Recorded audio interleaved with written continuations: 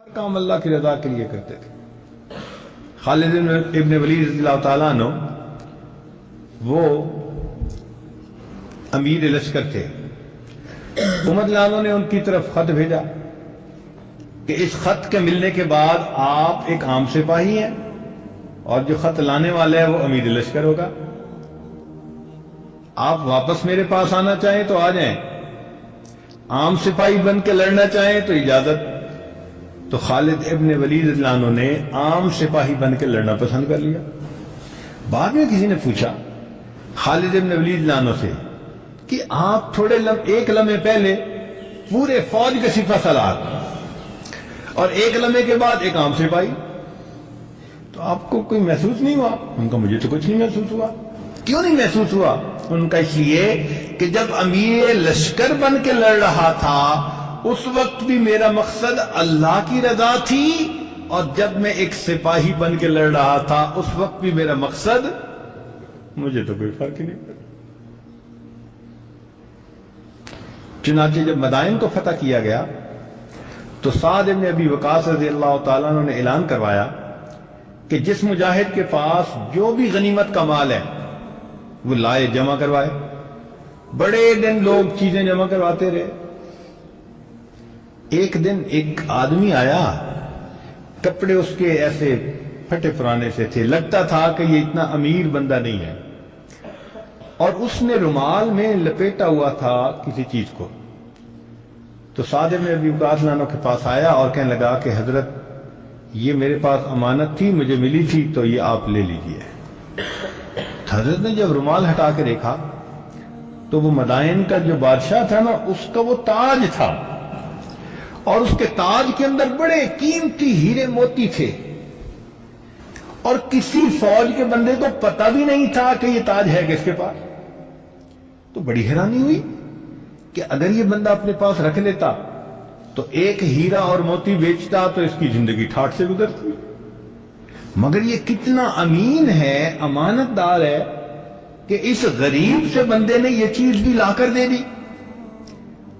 تو سعد بن ابی وقاص نے اس بندے سے پوچھا کہ مجاہد تیرا نام کیا ہے؟ تو جب انہوں نے پوچھا تو وہ جو نوجوان مسلمان تھا، مومن تھا، اس نے فوراً اپنا رخ جانے کے لیے بدلا۔ جیسے بندہ جانے لگتا ہے نا تو دوسری طرف رخ پھیر لیتا ہے، اس نے بھی رخ پھیرا اور چلنا شروع کیا، اور چلنا شروع کرتے ہوئے کہنے لگا کہ امیر لشکر، جس اللہ کی رضا کے لیے میں نے یہ عمل کیا وہ اللہ میرا نام بھی جانتا ہے، میرے باپ کا نام بھی جانتا ہے، میں نے اللہ کے لیے یہ کام کیا۔ اللہ اکبر کبیرہ۔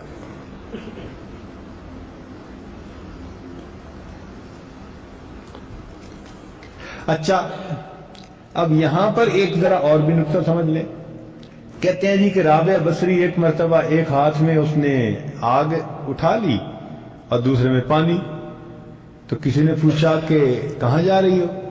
کہنے لگا میں جا رہی ہوں، آگ میں پانی سے جہنم کو بجھا دوں گی اور میں آگ جنت کو لگا دوں گی۔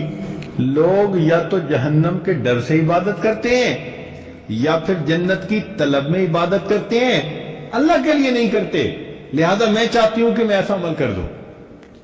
اب لوگ اس چیز کو بڑا پیش کرتے ہیں، بعض لوگ کہ جی واہ واہ واہ، رابعہ بصریہ کا کیا مرتبہ تھا کہ نہ جنت کے لیے عبادت کرو نہ جہنم کے ڈر سے عبادت کرو، بس اللہ کے لیے عبادت کرو۔ امام ربانی مجدد ثانی رحمۃ اللہ نے اپنے مکتوبات میں یہ بات لکھی، لکھ کر فرماتے ہیں اگر رابعہ بیچاری راز سے واقف ہوتی تو وہ ایسا نہ کرتی، اگر رابعہ بیچاری راز سے واقف ہوتی، معرفت کا کمال حاصل ہوتا تو وہ ایسے نہ کرتی۔ کیوں؟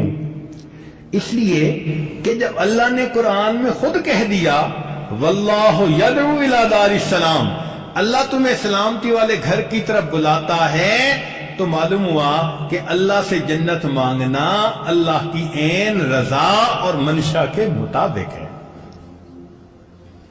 اس لیے نبی علیہ السلام نے فرمایا کہ روزہ دار کو چاہیے کہ وہ دعا مانگے اللہم انا نسألک الجنہ ونعوذ بک من النار۔ تو اب پتہ چلا کہ جو صحیح یعنی عارف ہوتے ہیں وہ ہر چیز کو قرآن و سنت کی روشنی میں سمجھتے ہیں۔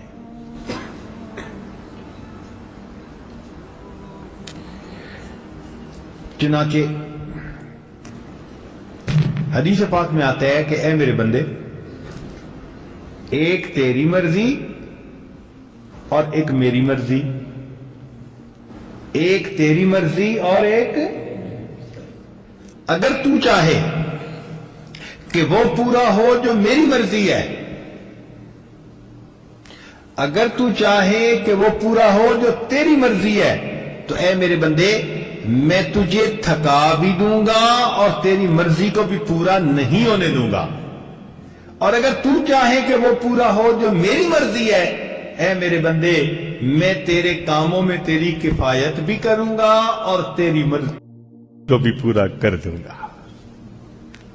تو بھئی یہ چھوٹا سا دستور ہے کہ دنیا میں ہم اللہ سے راضی ہو جائیں، اس کے بدلے میں قیامت کے دن اللہ، بات سمجھ آ رہی ہے؟ بات سمجھ آ رہی ہے؟ ہم کیا کریں دنیا میں؟ ہم تو جنت میں اللہ تعالی بندوں سے راضی۔ اللہ اکبر۔